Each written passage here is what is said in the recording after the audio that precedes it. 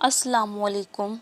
تمہارے وہ آنسو جو صرف تمہارے رب کی سامنے گریں اور کسی کے قدموں کی چاپ سے وہ تمہاری آنکھوں میں کہیں ٹھہر گئے، وہ اس سے بے خبر تو نہیں؟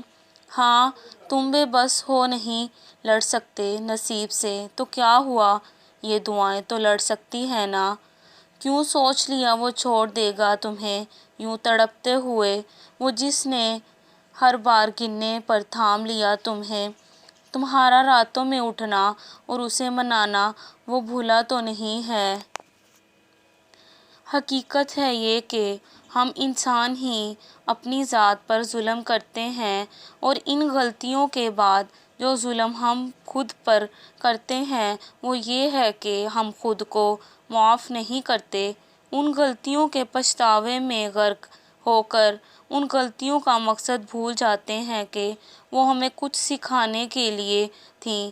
انسان بھی تو کتنا ڈھیٹ ہے کہ وہ گر کے سنبھلنا سیکھتا ہے، مگر خود پر ظلم وہ شخص کرتا ہے جو اس ٹھوکر پہ گرنے